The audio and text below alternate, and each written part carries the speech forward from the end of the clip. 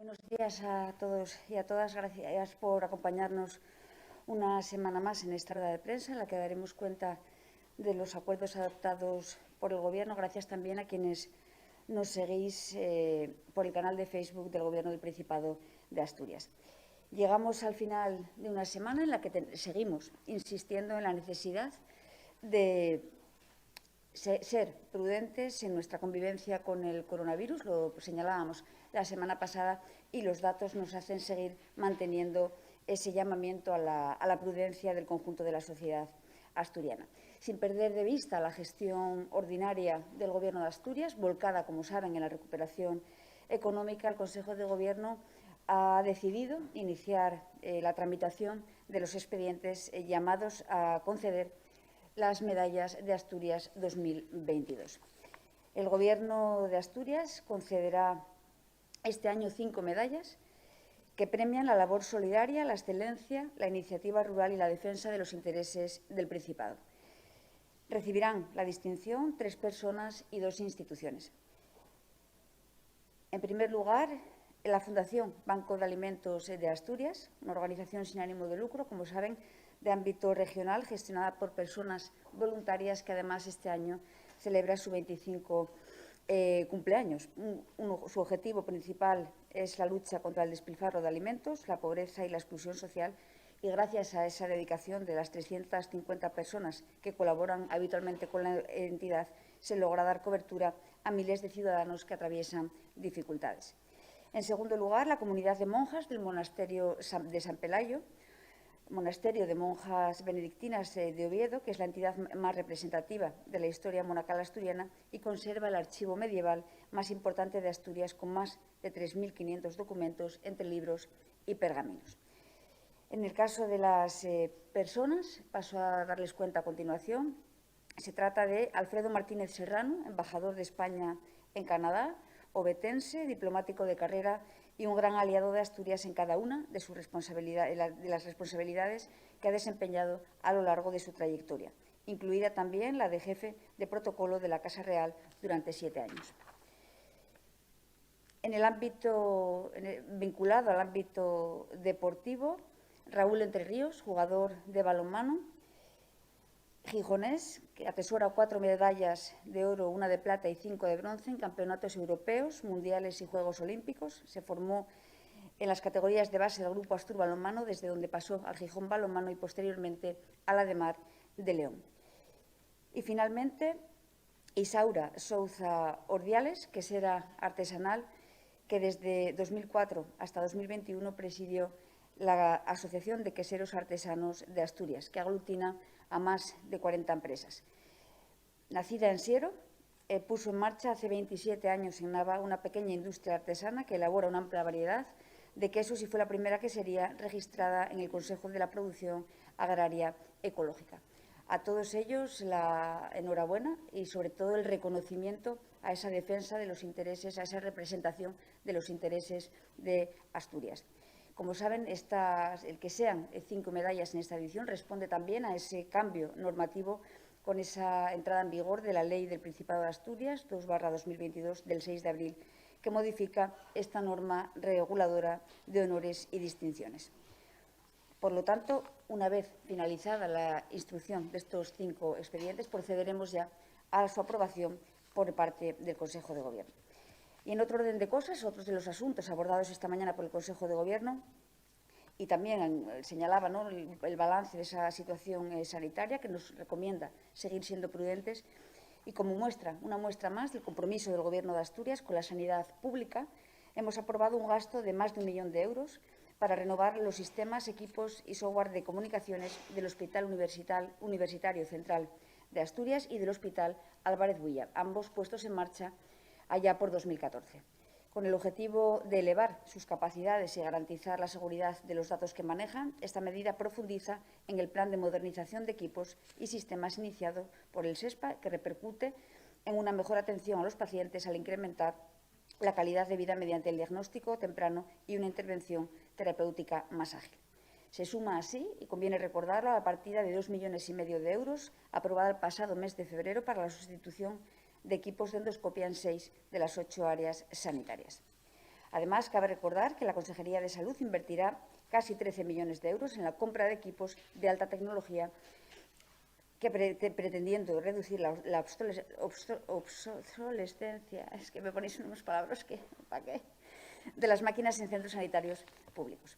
Ya en el ámbito de las políticas de empleo, el Consejo de Gobierno ha autorizado un gasto plurianual de 2.760.000 euros para acciones de orientación profesional para el empleo y la asistencia al autoempleo para el periodo 2022-2024. Mediante estas acciones, entidades sin ánimo de lucro, colaboradoras del Servicio Público de Empleo, prestan atención integral y especializada a personas desempleadas y a quienes tengan interés en el autoempleo como opción de inserción en el mercado de trabajo. En otro orden de cosas, y en el ámbito de la lucha contra la exclusión social, hemos aprobado la modificación del Reglamento General de la Ley de Salario Social Básico, que supone el fin del periodo de adaptación entre esta renta mínima y el ingreso mínimo vital, y garantiza así la subsidiariedad de la renta asturiana a la estatal. Además, permitirá agilizar trámites al generalizar el uso de la declaración responsable, al tiempo que incorpora medidas incentivadoras del empleo para las 16.414 personas beneficiarias de la prestación autonómica, un 25% menos que antes de la entrada en vigor del ingreso mínimo vital. Se adaptan también las iniciativas de incorporación social con el fin de procurar que el uso de las nuevas tecnologías no suponga un motivo de exclusión en el acceso a las prestaciones o derechos. Por otro lado, y con el propósito de adaptar la norma a nuevas realidades, saben que es una de las preocupaciones del Gobierno de Asturias en esta legislatura, de ahí que se incorporen medidas especialmente para jóvenes que participan en el programa Ocúpate, se amplíe el concepto de residencia colectiva y se introduzca una nueva exención del cómputo de recursos para aquellas personas que tengan un préstamo hipotecario asociado a la adquisición de su vivienda habitual. Nos anticipamos de este modo a la entrada en vigor de la Ley de Garantía de Derechos y Prestaciones Vitales aprobada en junio del año pasado. Y es que, precisamente, gracias al esfuerzo del conjunto de la sociedad asturiana, contamos con uno de los niveles de cobertura más elevados en la prestación de rentas mínimas, duplicando el porcentaje medio del conjunto del país. Y, finalmente, el Consejo de Gobierno ha autorizado 16 convenios con 16 ayuntamientos y 2 mancomunidades para la gestión de los centros asesores de la mujer, que prestan, como saben, asesoramiento jurídico gratuito a las mujeres en todos los ámbitos del derecho. Para este fin se destinarán 1.250.063 euros en subvenciones a las entidades locales. Y ahora ya sí que quedo a su disposición para responder las preguntas que consideren.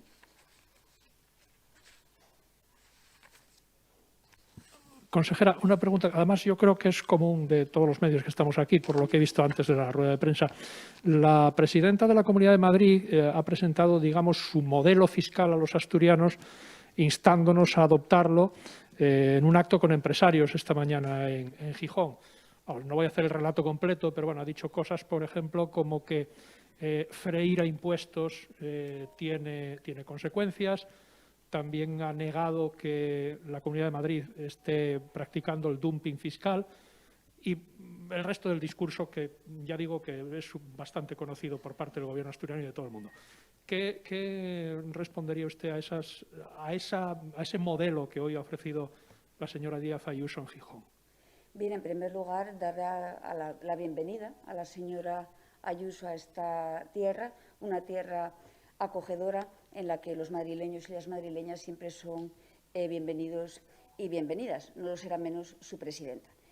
En el Gobierno estamos muy acostumbrados a críticas de la oposición. Nos gusta, además, en este modelo reflexionar sobre diferentes modelos, ¿no?, de acción política. Nosotros tenemos el nuestro. La hoja de ruta del Gobierno asturiano es clara.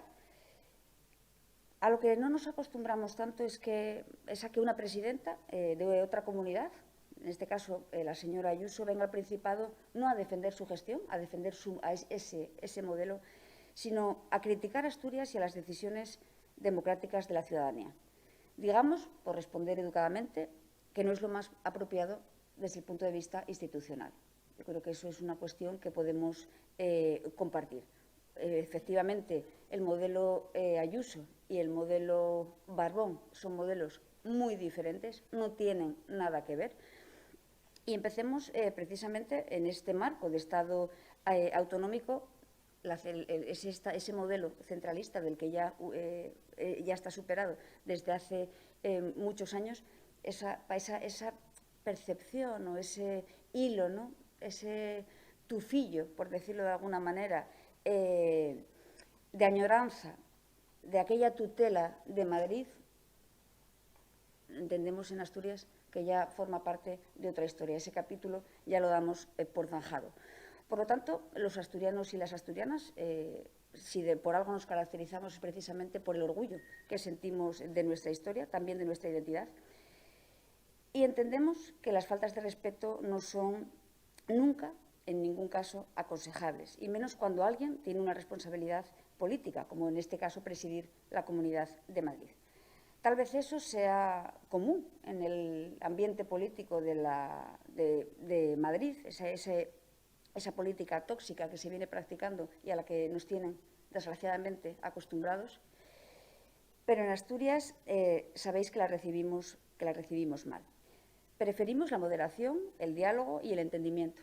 Esos tres elementos caracterizan al Gobierno de Adrián Barbón, lo vienen caracterizando, y por ese camino vamos a seguir, por más que incomode a la señora Ayuso o a quien sea.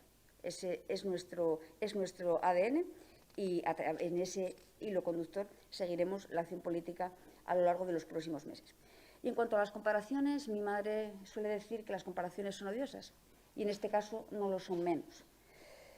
No tenemos ningún inconveniente en entrar en ellas. Efectivamente, en esos dos posibles modelos, modelo Ayuso, modelo Barbón, que existe, aparte de ese dumping fiscal que lidera Madrid, beneficiada por su capitalidad y el carácter radial de las comunicaciones, podemos cotejar otros muchos datos.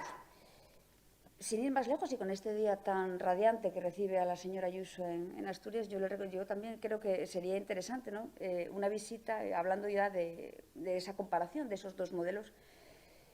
Le señalaba al inicio, el primer acuerdo del Consejo de Gobierno del que daba cuenta era esa inversión en el ámbito sanitario, y yo creo que si hay una diferencia clara y contundente y además que se aleja en ambos modelos es precisamente la política sanitaria. Le animaría a que visitase las instalaciones, por ejemplo, de Luca y pudiese comparar. Yo creo que de las visitas o cuando se sale de casa, habitualmente, como decimos en Asturias, cuando salimos de casa, aparte de poder reafirmarnos en lo que consideramos que hacemos bien, siempre se aprende. Y en este caso, la señora Ayuso debería de aplicarse también esa receta. No en vano, el gasto sanitario por habitante en Asturias es de 1.932 euros y el de Madrid, 1.300.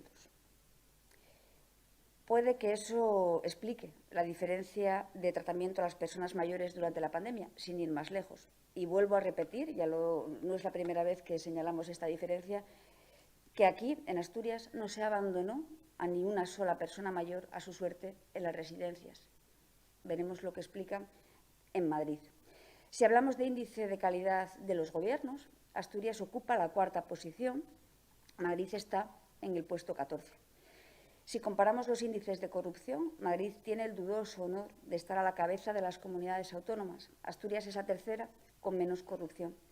Si comparamos la cobertura social, Asturias es la comunidad con mayor alcance, solo superada por País Vasco y Navarra. Y hay que echar la vista bastante atrás para encontrar a Madrid, con lo cual también podemos hablar de las tasas universitarias, congeladas y reducidas en Asturias, mientras que en Madrid fue donde más se elevaron. Y podríamos poner, como estos, muchos más ejemplos, pero creo que son lo suficientemente significativos para tener claro que el modelo Ayuso y el modelo Barbón son diferentes y están además muy alejados.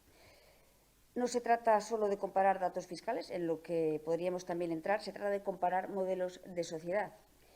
Y en Asturias, volvemos a reiterarlo, apostamos por la solidaridad y la protección a las personas más vulnerables. En Madrid, tristemente, en este caso, el Gobierno Ayuso por el individualismo y el sálvese quien pueda. En Asturias nadie se queda atrás. Y aparte, aquí también apostamos por esa educación institucional y yo apuntaría también que cuando se sale de casa, además de cuestionar y que puedas encontrar elementos que reafirmen tu gestión, conviene aprender porque fuera de casa siempre se aprende.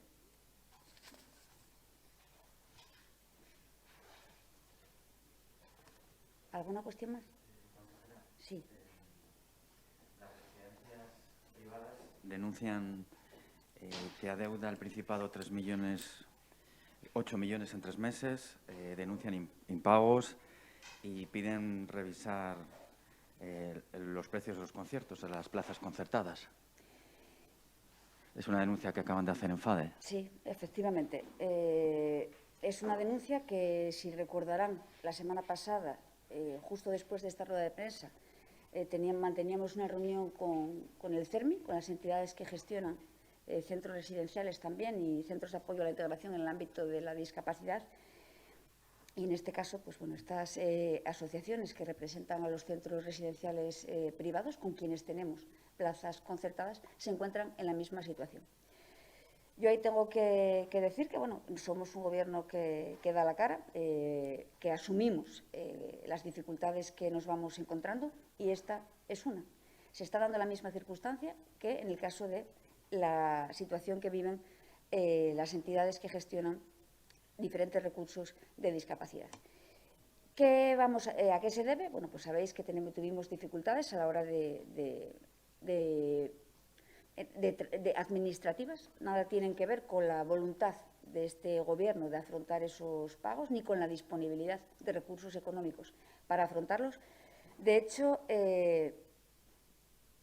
está en el presupuesto, o sea, todos los importes que se deben están reflejados en el presupuesto. No se debe a una carencia de recursos, se debe a dificultades de tramitación que estamos solventando.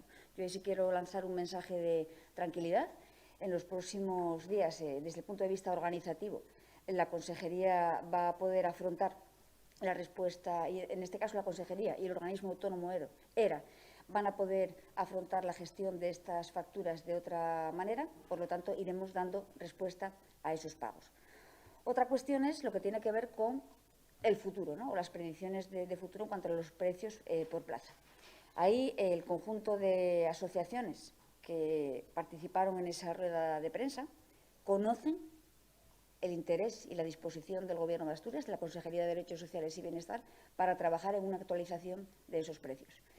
Si alguien conoce bien el trabajo realizado, las dificultades que atravesaron los más de 200 centros en Asturias, es precisamente la Consejería de Derechos Sociales y Bienestar. Y en ese sentido, pues, procederemos a la actualización del precio público y también saben los representantes de esas asociaciones que participaron en esa rueda de prensa que está prevista una actualización de las prestaciones vinculadas a servicio, tanto para centros de día como aquellas personas que acceden a centros residenciales privados en las próximas semanas. Ni siquiera hablaré de meses porque serán las próximas semanas. Se ha hecho un trabajo conjunto con estas asociaciones, pretendemos que así siga siéndolo, y lo entendemos además porque, me lo habrán escuchado más veces, si hay un sector con un potencial desarrollo en Asturias, es precisamente el sector que da vida a la economía del cuidado. Por lo tanto, no vamos ni a mirar hacia otro lado ni a dejar que caminen solos. Ahí vamos a ir caminando de la mano, construyendo lo que va a ser ese futuro que está llamado del que vamos a requerir una respuesta, bueno, para el conjunto de la población. No hace falta más que ver la evolución demográfica para saber el peso que va a adquirir este sector. Por lo tanto, compromiso de agilizar los pagos de esas facturas pendientes, trabajo conjunto en la actualización de precios plaza y definición de las reglas de juego del propio sector para el futuro que viene.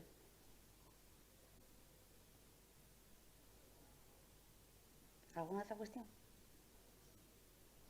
Pues muchas gracias.